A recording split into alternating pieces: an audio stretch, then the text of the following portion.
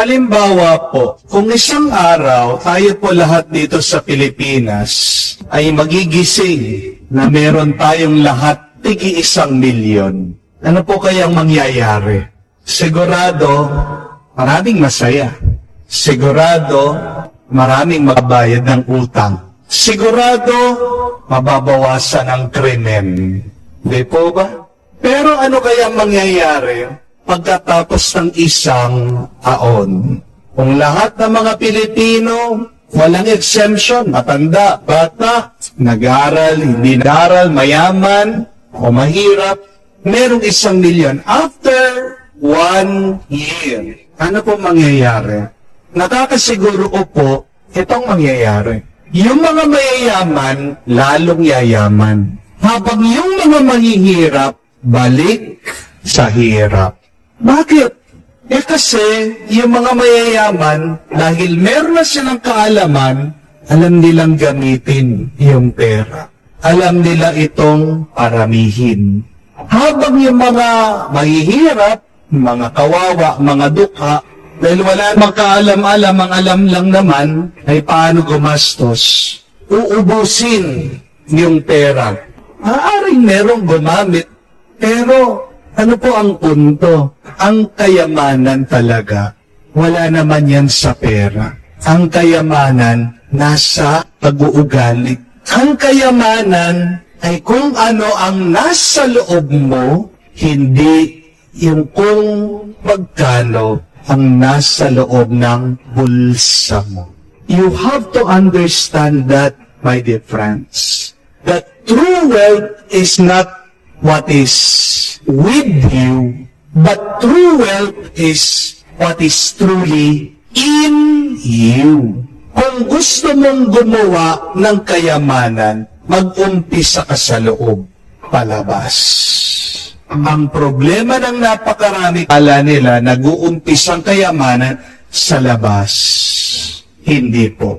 Nag-uumpisa yan sa loob. At ang tunay na kayamanan ay unang-una dyan, ang iyong tamang pananaw, ang iyong kaalaman.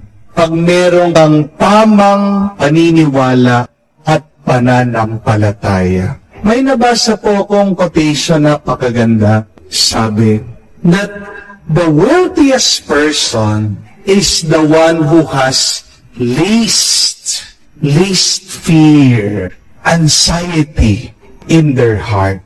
Yung daw pinakamayaman na tao, sila yung may pinakakunting kaba sa kanilang puso. O nga naman po, no? Mayaman ka ba kung hindi ka makatulog? Hindi. Mayaman ka ba? Marami kang pera pero wala kang ganang kumain? Mayaman ka ba kung hindi ka naman talaga tunay na masaya, kontento sa buhay mo? Sino talaga ang mayaman? Na yung kahit na wala siyang maraming ari-arian, wala naman takot at kaba sa kanyang puso. At paano mawawala yung takot at pangamba sa puso natin? Kailangan nating magpasakop sa Panginoon ang ating pinapahayag na Kristong Hari. Pag malakas ang backer mo, pag malakas ang iyong kinakapitan, natatakot ka ba? Hindi.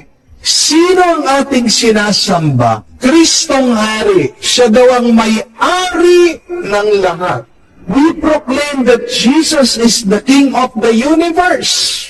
Ba't ka matatakot? Hindi lang mundo ang kanyang pagmamay-ari, kung hindi buong kalawakan. Yan ang ating Diyos.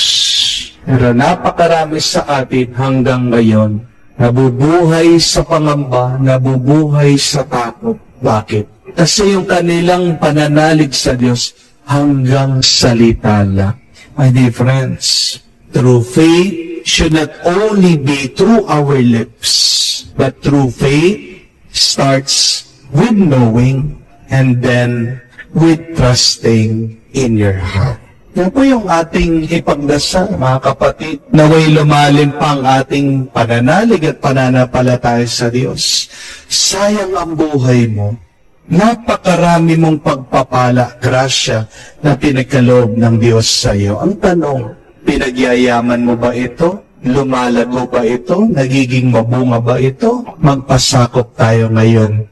Ating Panginoong ang Kristong Hari, para ang kayamanan ng grasya pinagkaloob niya sa atin ay mas lumago pa, magpasaya sa atin, at magbigay ng kaluwalhatian sa Diyos. Amen.